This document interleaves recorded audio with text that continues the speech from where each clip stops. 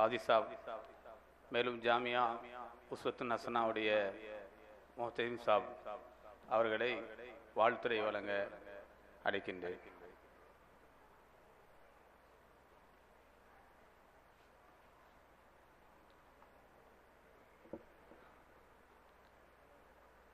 السلام عليكم ورحمة الله وبركاته. الحمد لله رب العالمين، والصلاة والسلام على سيد الأنبياء والمرسلين وعلى آله وأصحابه ومن تبعهم بإحسان إلى يوم الدين. رب اشرح لي صدري ويسر لي أمري واحلل عقدة من لساني يفقهوا قولي. سبحانك لا علم لنا إلا ما علمتنا إنك أنت العليم الحكيم. أما بعد، فقد قال الله تبارك وتعالى في كلامه العزيز: أعوذ بالله من الشيطان الرجيم، وإذا قرئ القرآن فاستمعوا له وأنصتوا لعلكم ترحمون. وقال نبينا عليه الصلاة والسلام: تركت فيكم أمرين لن تضلوا ما إن تمسكتم بهما، كتاب الله وسنة رسوله، أو كما قال صلى الله عليه وسلم. கண்ணியத்திற்கும் மேன்மைக்கும் உரிய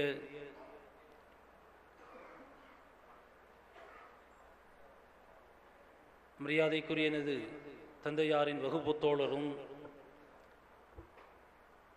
திருச்சி ஜாமியா அன்வாருல் உலூம் அரபு கல்லூரியின் முதல்வரும்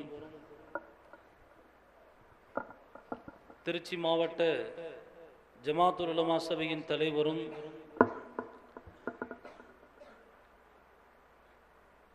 முஸ்லிம் பர்சனல் லா போர்ட் உடைய உறுப்பினரும் சஹாரன்பூர் மசாஹிருல் உலூம் மதரசாவின் ஆட்சி மன்ற உறுப்பினரும் ஆகிய மரியாதைக்குரிய ஹதரத் மௌலானா முஹம்மது ரூஹுல் ஹக் ரஷாதி காசிமி தாமத் பரகாத்துஹும் ஹதரத் அவர்களே, அதேபோல் என் தந்தையாரின் ஆத்ம நண்பரும் எங்களின் மரியாதைக்குரிய ஆசிரியருமான திண்டுக்கல் மாவட்ட அரசு காசியும் தாருல் உலூம் யூசுஃபியா அரபு கல்லூரியின் முதல்வரும் மஜ்லிசுல் மதாரிசுல் அரபியா கூட்டமைப்பின் செயலாளருமாக இருக்கக்கூடிய முஹம்மது அலி அன்வாரி ஹஜரத் தாமத் பரகாத்தும் அவர்களே, அதேபோல் இங்கு வந்து வருகை தந்திருக்கக்கூடிய கரூர் மாவட்ட ஜமாத்துல் உலமாவின் துணைத் தலைவர் முக்தாருல்லா தாவூதி ஹஜரத் அவர்களே, பல்லப்பட்டி நகர ஜமாத்துல் உலமாவின் தலைவர் ஹலீல் ரஹ்மான் பாக்வி ஹஜரத் தாமத் பரகாத்தும் அவர்களே, மற்றும் இங்கு வந்திருக்கக்கூடிய உலமா பெருமுகர்களே, நான் இங்கு சாதாரண ஒரு பார்வையாளனாக உங்களைப் போல் உங்களோடு அமர்ந்து இங்கு நடக்கக்கூடிய நிகழ்வுகளை காண்பதற்காக வந்தேன். இன்னும் அன்பு நண்பர் ஹதரத் மௌலானா அபுல் ஹசன் ஷாத் அலி ஹதரத் அவர்களின் கட்டளைக்கிணங்க சில வார்த்தைகளை சொல்லி சுருக்கமாக நான் முடித்துக்கொள்ள விரும்புகின்றேன். நமக்கு பிறகு நமக்கு முன்னால் உரையாற்றக்கூடிய பெரியார்களின் பேச்சுக்களை நாம் கேட்க வேண்டிய தேவை இருக்கிறது.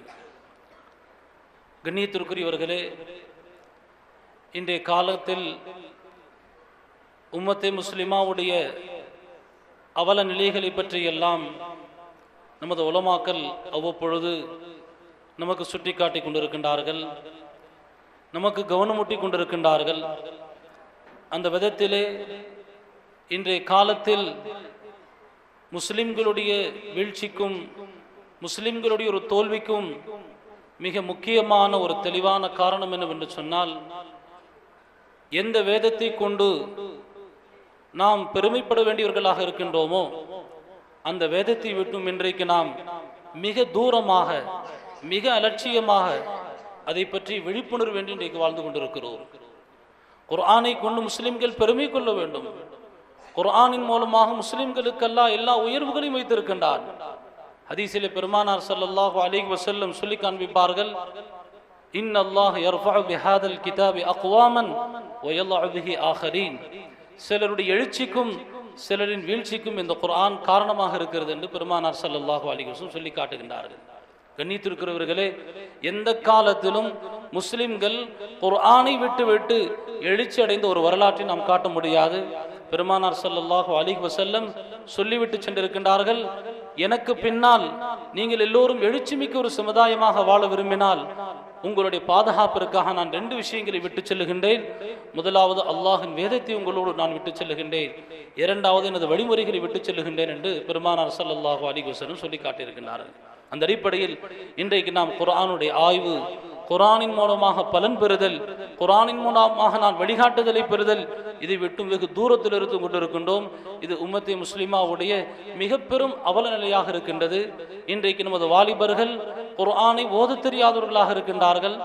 நாம் ஒரு ஆய்வு செய்து பார்த்தால் சில நபர்கள் குறிப்பிடுவதை போல் 90% மேலாக இருக்கக்கூடியவர்களுக்கு இன்றைக்கு குர்ஆன் ஓத தெரியாது. ஆனால் குர்ஆனை பற்றி குர்ஆனை சொல்லுகின்றது, குர்ஆன் ஓதுவதற்கு மிக லேசான ஒரு வேதமாக இருக்கிறது. எந்த மொழியை சார்ந்தவராக இருந்தாலும் அவருடைய நாவிற்குள் குர்ஆன் மிக லேசாக வந்துவிடும். அல்லாஹ் மிக தெளிவாக சொல்லுகின்றான், வலகத் யஸ்ஸர்னல் குர்ஆன லிذிக்ர், ஓதுவதற்கு இந்த குர்ஆனை, திக்ர் செய்வதற்கு இந்த குர்ஆனை மிக நாம் லேசாக்கி இருக்கின்றோம், எளிமைப்படுத்தி இருக்கின்றோம்.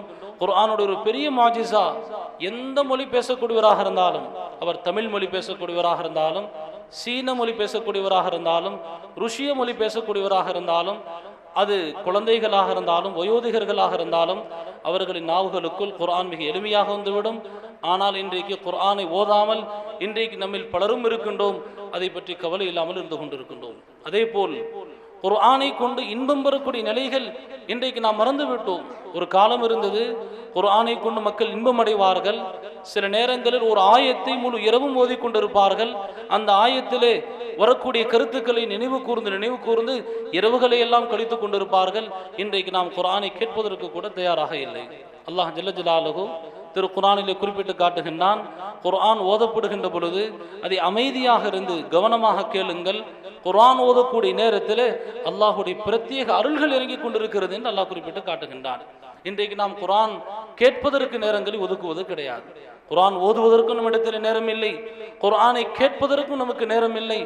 ஆனால் பெருமானார் ஸல்லல்லாஹு அலைஹி வஸல்லம் அவர்களுடைய காலத்தில் குர்ஆன் இறக்கப்படக்கூடிய நேரத்தில் யாரெல்லாம் குர்ஆனை கேட்கின்றார்களோ கேட்ட மாத்திரத்தில் குர்ஆனின் பக்கம் ஈர்க்கப்பட்டார்கள், குர்ஆனில் லயித்து போனார்கள். சில நபர்கள் உடனடியாக முஸ்லிமானார்கள். உங்களுக்கு சொன்னால் ஆச்சரியமாக இருக்கும், அபூ ஜஹல் போன்றவர்கள் மக்களிடத்தில் சொல்லுவார்கள், லா தஸ்மஉ லிஹாதல் குர்ஆன் வல்கௌ ஃபீஹி, இந்த குர்ஆனை யாரும் காது கொடுத்து கேட்காதீர்கள், வீணான வேலைகளில் ஈடுபட்டு குர்ஆனை புறக்கணியுங்கள் என்று சொல்வார்கள். ஆனால் அபூ ஜஹல் போன்றவர்கள் பெருமானார் ஸல்லல்லாஹு அலைஹி வஸல்லம் இரவு நேரங்களிலே மஸ்ஜிதுல் ஹராமில் நின்று தொழுகையில் குர்ஆன் ஓதுவதை ஒளிந்திருந்து கேட்பார்கள் என்பதாக நாம் கேள்விப்படுகின்றோம். ஹஜ்ரத் அபூபக்கர் சித்திக் ரலியல்லாஹு அன்ஹு குர்ஆன் ஓதுவதை, அதாவது தொழுகையில அழுது கொண்டு குர்ஆன் ஓதுவதை மக்கள் கேட்டுவிட்டால் ஒன்று கூடி விடுவார்கள், ஆண்களும் பெண்களுமாக. ஒரே ஒரு நிகழ்வு ஞாபகத்திற்கு வருகிறது, அதை சொல்லி நான் முடித்துக்கொள்ள விரும்புகின்றேன். நாம் முஸ்லிம்களை பற்றி எல்லாம் இப்படி சொல்லிக் கொண்டிருக்கிறோம், முஸ்லிம் அல்லாதவர்கள் எப்படி குர்ஆனை கொண்டு தாக்கம் அடைந்தார்கள், அது நிகழ்காலத்தில் ஒரு நிகழ்வை சொல்லி நான் முடித்துக் கொள்கின்றேன். நம்முடைய பீர் சுல்ஃபிகார் அலி நக்ஷபந்தி ரஹ்மத்துல்லாஹி அலைஹி காலமடைந்து விட்டார்கள். அவர்கள் பயானில் ஒரு முறை குறிப்பிட்டார்கள், அப்போ அவங்க ஒரு சந்தர்ப்பத்தில் அமெரிக்காவில் இருந்தவங்க, அந்த இடத்துக்கு அமெரிக்காவுக்கு காரி அப்துல் பாசித், உலக பிரசித்தி பெற்ற காரி வந்திருந்தார். இப்போ காரி சாப்பிட்ட தனியாக பேசி கொண்டிருக்கும் பொழுது ஹஜ்ரத் கேட்டிருக்கிறாங்க, காரி சாப், நீங்கள் வாழ்க்கையெல்லாம் குர்ஆனுக்காக அர்ப்பணமாக செய்து விட்டீர்கள், குர்ஆனுக்கென்றே நீங்கள் அர்ப்பணமாக விட்டீர்கள், உங்கள் வாழ்வில் நிகழ்ந்த ஏதேனும் அதிசயமான நிகழ்வு இருக்கிறதா அப்படின்னு கேட்குறாங்க. அவர் யோசித்து ஒரு நிகழ்வு சொல்கிறாரு, ஒரு நிகழ்வின் வாழ்வில் மிக அதிசயமான நிகழ்வாக நான் பதிவு செய்ய விரும்புகிறேன்னு சொல்லிட்டு சொன்னார். ஒரு சந்தர்ப்பத்தில் மிஸ்ருடைய ஆட்சியாளராக அந்த நேரத்தில் ஜமால் அப்துல் நாசிர் இருந்தார். ஜமால் அப்துல் நாசிர் தான் அந்த நேரத்தில் மிஸ்ருடைய ஆட்சியாளர். அவர் கொஞ்சம் கம்யூனிஸ்ட் சிந்தனைகளின் தாக்கம் பெற்றவராக இருந்தார். அவர் ஒரு சந்தர்ப்பத்தில் ரஷ்ய நாட்டுக்கு போயிருக்கிறார். ரஷ்ய நாட்டில் அந்த நேரத்தில் அதிபராக இருந்தவர் குர்பச்சேவ் என்பவர் இருந்தார். அந்த நேரத்தில் ரஷ்யாவுக்கு பயணமாயிருக்கிறாரு. அவர்கள் அரசு முறை அந்த பயணங்கள், அரசு முறை அந்த கூட்டங்களை எல்லாம் முடித்ததற்கு பிறகு அதிபரோடு உரையாடி கொண்டிருக்கிறார்கள், ஏதோ விருந்திலே சந்தித்துக் கொண்டிருக்கின்றார்கள். அந்த நேரத்தில் அதிபர் குருபச்சேவ் யதார்த்தமாக ஜமால் அப்துல் நாசர் இடத்துல சொல்லுகின்றார், நீங்க என்ன இஸ்லாம்னு சொல்லி கொண்டிருக்கிறீங்க, இஸ்லாமுக்கு உங்களுக்கு என்ன பலன் இருக்கிறது, இஸ்லாமை விட்டு விட்டு நீங்கள் கம்யூனிசத்தை தேர்வு செய்து கொள்ளுங்கள் என்று அந்த குருபச்சேவ் அதிபர், ரஷ்ய அதிபர் ஜமால் அப்துல் நாசருக்கு அழைப்பு கொடுக்கின்றார். ஜமால் அப்துல் நாசர் இஸ்லாமிய கோட்பாட்டில் உலமாக்களின் கருத்துப்படி சற்று தளர்வு தன்மை கொண்டவர், அவரிடத்துல பிடிமானத்தன்மை இல்லை. ஆனால் இந்த அழைப்பு அவருக்கு மிகப்பெரிய ஒரு விழிப்புணர்வை உண்டாக்குகின்றது. நாம் சத்திய மார்க்கத்தில் இருக்கின்றோம், அவர் அசத்தியத்தில் இருக்கின்றார். எவ்வளவு தைரியமாக அசத்தியத்தில் இருக்கக்கூடிய ஒருவர் சத்தியத்தில் இருக்கக்கூடிய நம்மை அழைக்கின்றாரே, இவருக்கு எப்படி பதில் சொல்வது? பதில்களை உணர்ச்சி பூர்வமாக அவர் பதிவு செய்யவில்லை, அமைதியாக நாட்டுக்கு திரும்புகின்றார். நாட்டிற்கு திரும்பிய உடனேயே காரி அப்துல் பாசத்தை அழைத்து சொல்லுகின்றார், மறுமுறை நான் அரசு பயணமாக ரஷ்யாவுக்கு செல்லக்கூடிய நேரத்தில் நீங்கள் அவசியம் என்னோடு வர வேண்டும் என்று கோரிக்கை வைக்கின்றார்கள். அப்போ காரி அப்துல் பாசத்துக்கு ரொம்ப ஆச்சரியமாக இருந்தது. ஒரு அரசு பயணத்தில் சாதாரண காரியாக இருக்கக்கூடிய எனக்கு என்ன வேலை இருக்கின்றது? அரசு பயணத்தில் பெரிய பெரிய டிப்ளமேட்ஸ், ராஜதந்திரிகள் போவாங்க, பியூரோக்ராட்ஸ் போவாங்க, பெரும் பெரும் தொழிலதிபர்கள், பிஸ்னஸ்மேன் போவாங்க, கார்பரேட் பர்சன்ஸ் போவாங்க, அதே மாதிரி செய்தி தொடர்பில் இருக்கக்கூடிய மீடியா பர்சன்ஸ் போவாங்க. என்னை போன்ற ஒரு காரி அரசு பயணத்தில் அரசரோடு எதுக்கு போகணும்? இருந்தாலும் யோசனையாக இருந்தது. அரசர் சொல்லிவிட்டார், மறுமுறையை தயாராக இருந்தேன். அந்த பயணத்தில் போயிட்டோம். அரசு கூட்டங்கள் எல்லாம் முடிகிறது. கூட்டங்கள் முடிந்ததற்கு பிறகு அரசரோடு சாகவாசமாக பேசக்கூடிய ஒரு நேரம். அந்த நேரத்தில் விருந்துகள் ஏற்பாடு செய்யப்படுகிறது. அந்த நேரத்தில் ஜமால் அப்துல் நாசர் குருபச்சேவ் மன்னரை பார்த்து சொல்லுகின்றார், சென்ற முறை நீங்கள் ஒரு கேள்வி முன்வைத்தீர்கள், அதற்கு நான் பதிலை கொண்டு வந்திருக்கிறேன்னு சொன்னாங்க. என்ன பதில் சொல்லுங்க பார்க்கலாம், என்ன பதில் சொல்லுங்க பார்க்கலாம் சொல்லிட்டு காரி அப்துல் சார்